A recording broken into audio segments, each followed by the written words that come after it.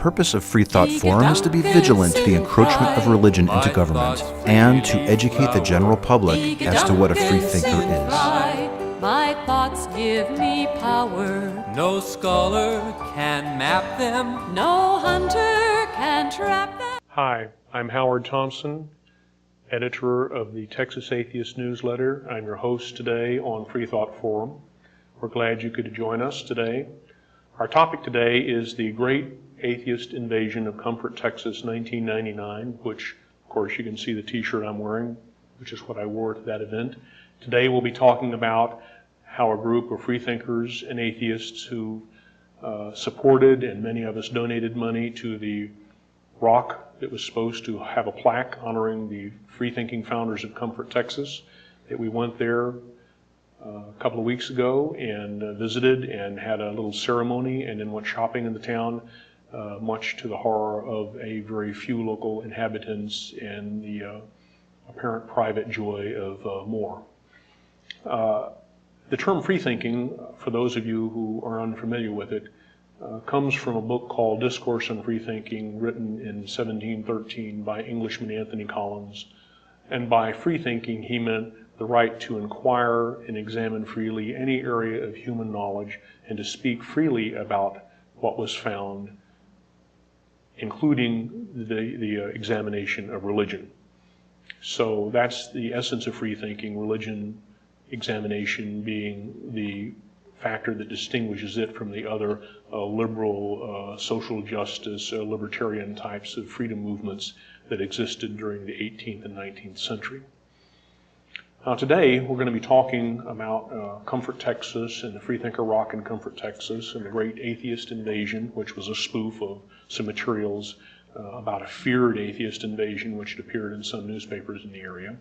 And I have with me today Julie Fisher, who's one of the leading organizers of the event, and she's also the founder of the Texas Hill Country Atheists, and Sally Chizek, one of our loyal members of both groups, the Hill Country Group and then the Freethinkers Association of Central Texas. I'll get it right this time. Who is also with us, I believe, as I remember. Yes. Yes. And then Catherine Fahringer, one of the other leaders and organizers of the Great Atheist Invasion. I believe that you arranged the M1A tanks and 60 millimeter, Yes, that was my duty. millimeter Yes, machine guns. Okay. For those of you who maybe haven't heard much about the story, I'll give you a little bit of background.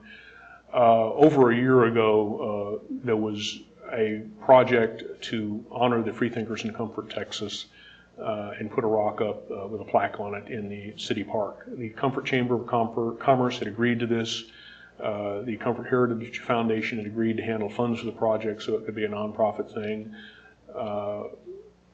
And Ed Scharf, who was the originator of the idea, went out and talked to local freethinker groups and an atheist group in Austin, came to a conference that I sponsored about it, among other topics, and we worked to get the money together. As it turned out, though, of over 30 people who contributed money, only 2 were from Comfort, and probably more than half of the remainder were people who lacked a belief in God or atheists.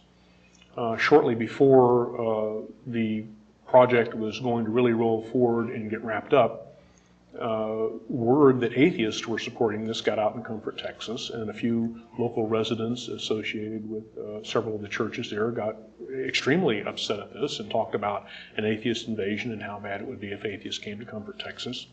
And they got the Comfort Chamber of Commerce to revoke their prior approval to have this monument in the park. And there's been a struggle and discussion going on since then. A few weeks ago, we heard that the rock would probably end up being removed from the park, and so we thought that we would, as a group, take our one last shot and go see it and have something like the little ceremony, very abbreviated, that we'd hoped to have when we were actually going to give the thing to the people of Comfort, which would have saved them the expense they're apparently going to go through to have our rock, which is infested with atheist cooties, as best we can tell. It's not good enough for the Christians of the town. Have our rock hauled off and bring in something else.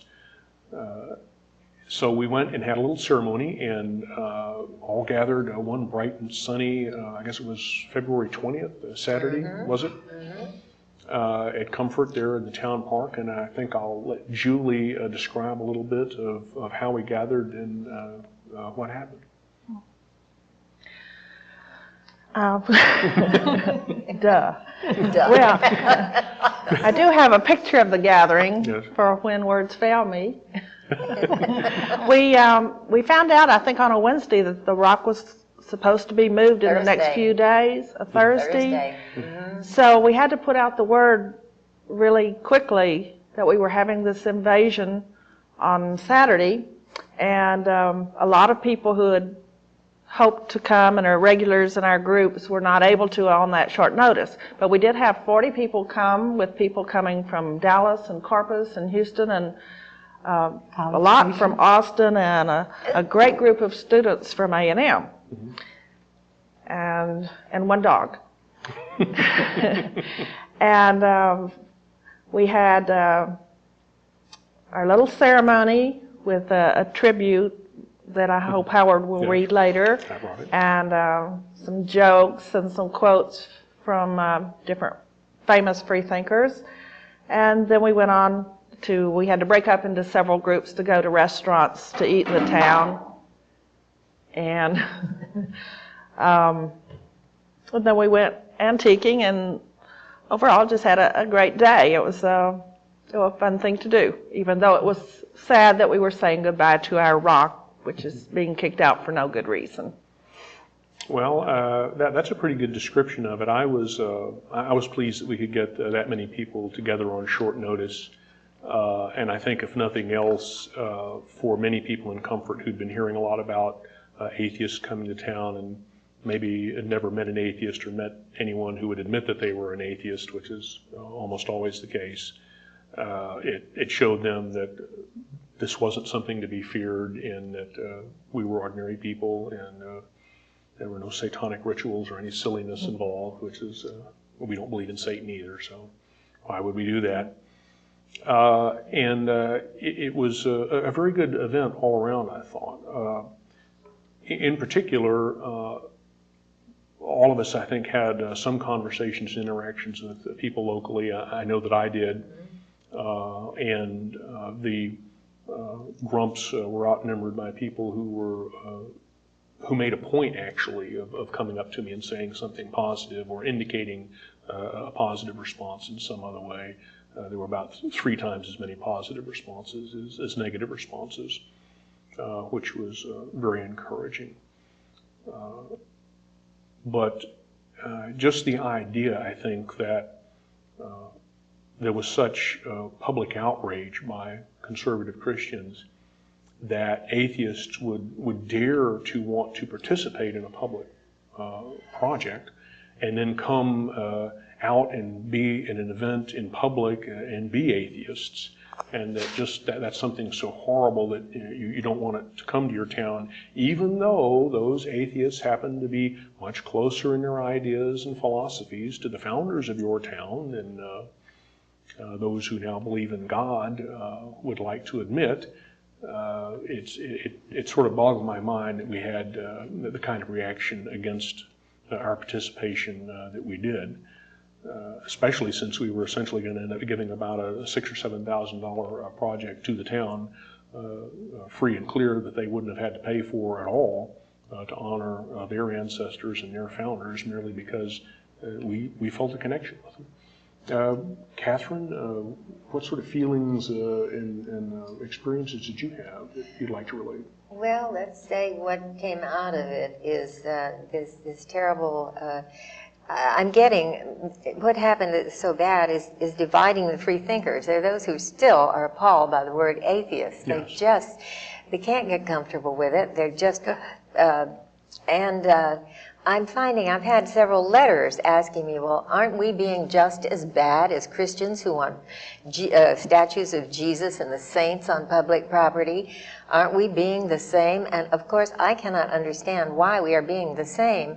Also, there are thoughts, somebody said something about it was a monument to atheism. It is not a monument to atheism at all. But if he wanted to, this one particular one who was so specific about we shouldn't be doing what the Christians do, forcing their, well, now we've got, what is wrong with honoring free thinkers? There was Thomas Jefferson. We honored him quite big in Washington, as I recall. Yeah. Now, does this acquaintance who wrote me about this and is so upset about it, does he think it's okay, you can honor them as long as you don't say what they are or were? Yeah, I cannot follow him. Yeah, I don't understand the connection either. You know, groups honor their heritage. You know, groups like to follow their heritage, know what their history is, know who went before them that was like they were, that they can relate to. Christians do it, Muslims do it, freethinkers do it, communists do it. Birds do it, bees do it. I mean, it's a human thing to do. But when you have a town park, such as you have in Comfort, which is a public space, and there's already a monument there, and a group wants to participate in a project to honor people that they see a connection with, that's also an honor to the town, really. You know, I don't know whether that's, you know, copying what Christians do or not. You know, if there's a town named after a Christian, and there are many across the country that are, a minister or a priest, and that town honors the town's founder, and, you know, they happen to, you know, garb the person in their religious clothing, to me, that, you know, that doesn't take away from the fact that that person was still founder of the town. You know, that's incidental to it, really, when you get right down to it. Like San Antonio. Yeah. Well, yeah, and I come from Corpus Christi, you know, blood of Christ, and oh, that's body, isn't it? Even body of Christ. Well, it's I thought corpus, body, blood. Yeah, Body of corpse. Corpse. But they can't see the difference between just stating facts and proselytizing. Yeah. Like Bandera, the Bandera area, or Medina Lake, some of the first settlers that came through there were Mormon shingle makers. Mm-hmm. And we all know that out there. Yeah. And because that's who they were. Yes. You can't That's change not, that. They're not, by stating that, it's not an effort to turn people into Mormons. Yeah. it's history. It's just history. facts. Exactly. There's nothing you can do about it except lie about it, like these people are trying to do, or some of them. It's a very different thing than like our having a granite marker tablet of the Ten Commandments in front of our Austin Capitol, which has nothing to do with history and everything to do with proselytizing. Mm-hmm. Well, there are laws that cover letting anyone be able to put up something in a public free speech area.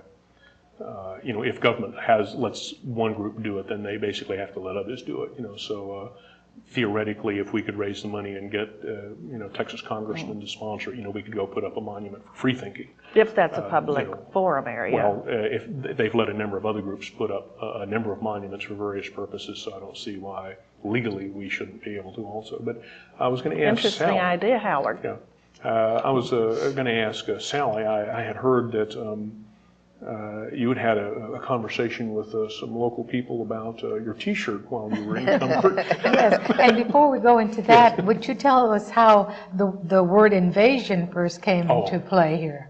Oh, the invasion word, I can't remember which newspaper it was that mentioned something about fears of an atheist invasion, how that got... The ad was in the Comfort Times and in the Kerrville Daily Times, both. Okay, so that was the ad that had a copy of basically the petition against the monument, that mentioned invasion. And in response to that, I had written a letter to the Kerrville Daily Times in which I spoofed the whole idea because I visited Comfort and I talked about feeling like an invasion leader and feeling very powerful and you know, looking for where we could set up firing posts for machine guns and I like the part about the black helicopters. Yeah, and the black helicopter. We need a place for the black helicopters to land, and then I'm worried about how could you can you charge a black helicopter on your Visa card? Because I wouldn't have enough cash for it. But that's basically where the idea started. It was a spoof of this a kind of fake hysteria, I think. I think it's more trying to whip up hysteria than it was actual fear on their part about atheists coming to town. Yeah, that was a ploy. And just go ahead and spoof the whole idea of, here's an atheist invasion, and it's 40 people and a dog, who are gonna who are gonna Take talk over. Talk 40 minutes near a rock and then eat lunch and go shopping. So then where did the idea come for the T-shirts? I believe it was, I see where you're going now. Well, one of our very brilliant, creative members had an idea that... It wasn't my idea. Wasn't your, was it It Julian? was my son. It was her son. Mhm. He gave me one for Christmas. Oh, that's right. And I said, oh, this is marvelous, let's do. And immediately I consulted my checkbook and ran out. But I wanted to bring up my jewelry too, which is about A piece of the rock? Yeah, explain this, Julie. Julie made this, and I think it's a very handsome piece of jewelry if you've got the strength of neck to support it. But this is a symbol of the rock. This is limestone, right? Just to keep a little piece close to your heart. Uh-huh. And it's very And close people and certainly pressing. will ask you questions about that. Well, they certainly will. Particularly if you hit them with it as you walk by. Yeah, but I'm out of uniform, and I wanted to apologize to everybody for being out of uniform today. I wasn't thinking, and I do have not one, but two of these shirts, both home in the drawer. So now we do want the cable company to understand that we're not going to be selling, the one, piece of the true rock, mementos today. There's not our cause or intent, but we all have picked up little pieces of the rock that have chipped off as it's weathered over the months and have our own little mementos of that. But Sally, you were going to... Yeah, well, I wanted you to set it up. Yes, set you up. And so then we did wear the T-shirts. Yes. And we went to lunch, and then we went shopping. Yes. So we got to this one shop, and it's antique shop, and this woman says, I wish you would just all go away. And I said, are you talking to me? She says, well, if you're wearing that T-shirt that says invasion, and so then I tried to explain to her it was sort of like a joke. Yeah. And she said, well, some joke. And so she was kind of huffy. So I told her, I said, lady, you shouldn't be in business since you're so prejudiced. And of course, I couldn't think at the time, but I should have said, have you ever heard of the First Amendment or the Civil Rights Act? I mean, she really just literally wanted us to just go away and not even be there, where we did sort of wear this for a joke. Yes. But now that we have wore it to several places, well, people ask us about it. Now we have a chance to, say our side of it. Right, which we seldom do.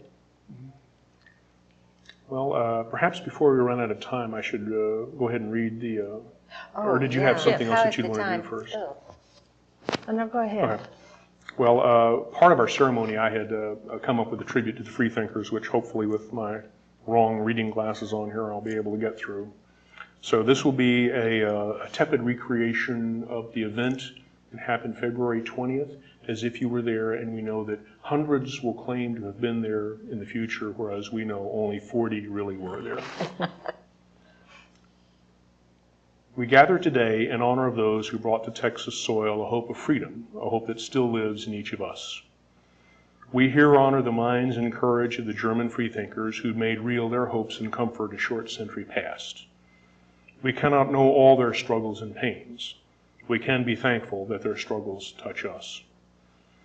We share with them a truth of human reasoning, the knowledge that thoughts must be free for real freedom to exist. Free thinking is a simple yet greatly feared idea. Englishman Anthony Collins was in 1713 the first to describe this idea as free thinking. By free thinking, Collins meant the right to think and speak freely in determining the truth and meaning of any area of knowledge, including religion. The power of free thinking unchains the minds of humanity to examine and challenge every aspect of self, culture, and society. It can, in every mind, nurture ideas that give hope for personal liberty and social justice. It can, of course, not be allowed by powers that survive from programming minds in paths of ignorance. We stand before this Texas limestone filled with fossils from beneath long-gone seas. For our rational minds, it is both a symbol and rock. This natural rugged bit of earth is our collective effort to honor the heritage we share with those now dead freethinker minds. It is a symbol of our hope that their hopes will flourish in future minds for the benefit of all humanity. I congratulate each of you for your free choice in coming here today.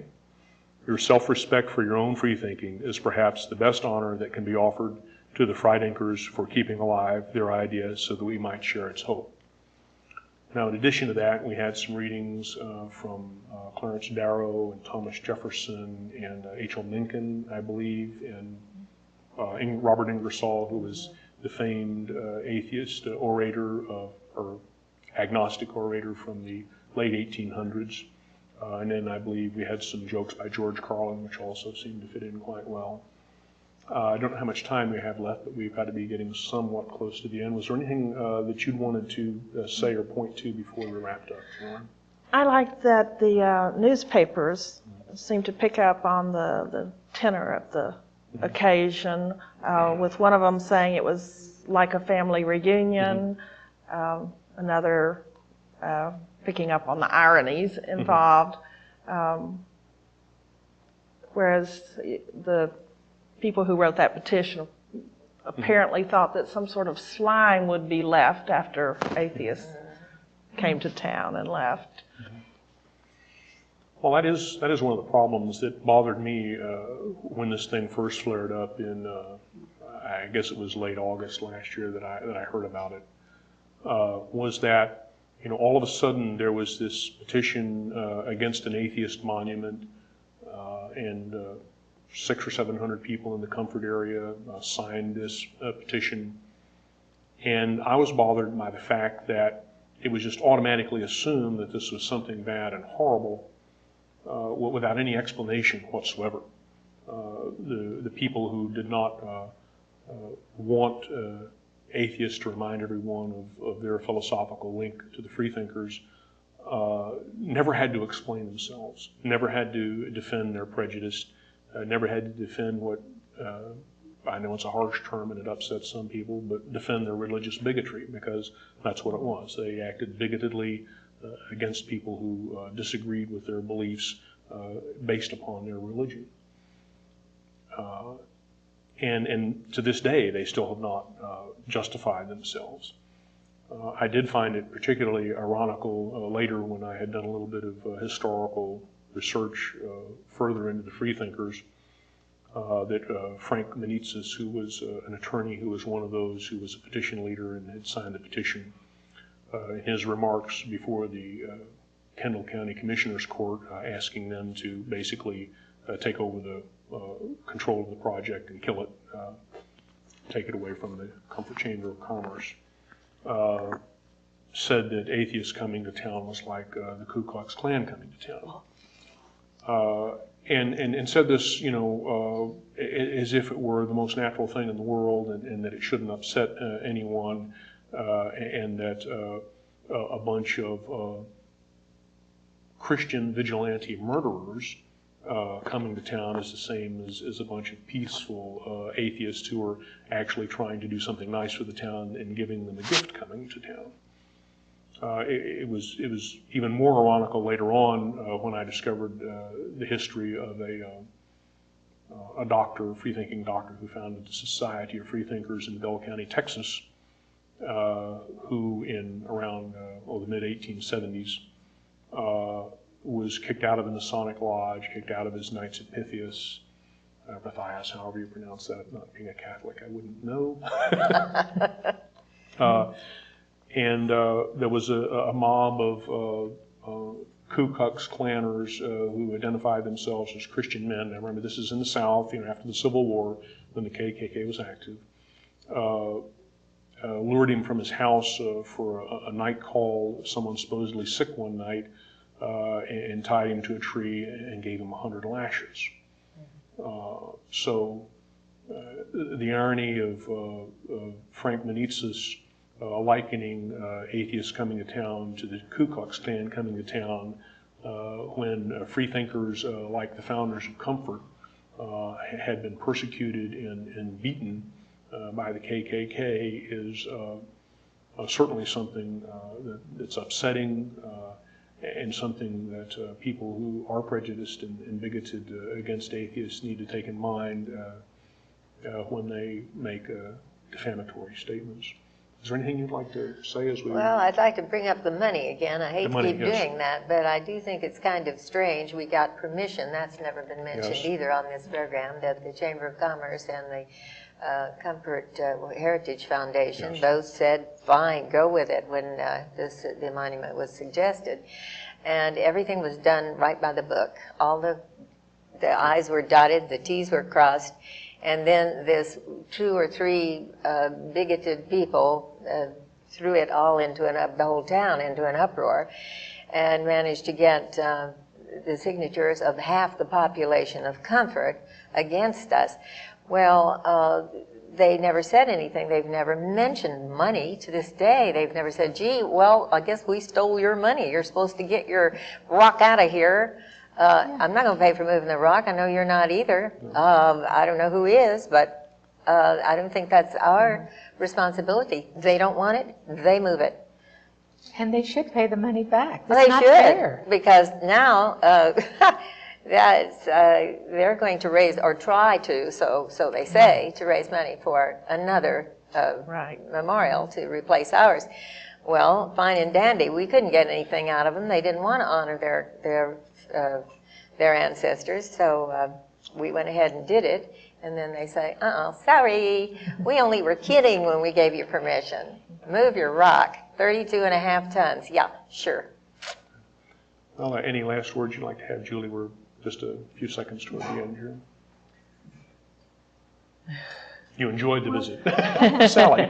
Yes, Well, how about, what exactly did they think that atheists were going to invade, or how are we going to change anything or anybody's thinking? Well, as best I can guess, and this is just an absolute guess on my part, is there are fundamentalist Christian groups that believe that atheists are satanic, and that we're associated with demons and the devil, and I think that's the reason they want the rock out of the town. They can't accept the rock as just a rock and cut it down to size and use it. It actually has to go because it's somehow contaminated by the fact that we donated the money for it. Well, I hate to say this, but Satan is the reverse side of the coin of Christianity. So oh yes, and it's an anagram for Santa Claus. But let's how not on go there. How on earth can we be connected to Satan in any way, shape, or form? Part of their religion. First of all, we've kicked out. We don't believe in that stuff. This silly nonsense. Our heads aren't all filled with stupidity and myths and nonsense. So I don't. It's like my hell button. Yeah. It's your hell. You burn in it. Yeah. It's not ours. I'm not worried system. about it. And Billy Graham talks about Satan all the time. Just this morning, Satan is trying to keep you from praying. You should read it this morning because it's on your subject of conversation. I should go ahead and wrap up here. The key point is that we're all free to think what we want. It's okay if people don't like each other. Just so when you live in a democracy of equals with social justice, we should all have a right to participate in public without people throwing rocks at us, so to speak. That's it for Freethought Forum today. See you on the next show next Thursday at 6:30. I think as I please, and this gives me pleasure. My conscience decrees, this right I must treasure. My thoughts will not cater To duke or dictator, no person can deny. Decadent and sin fry, no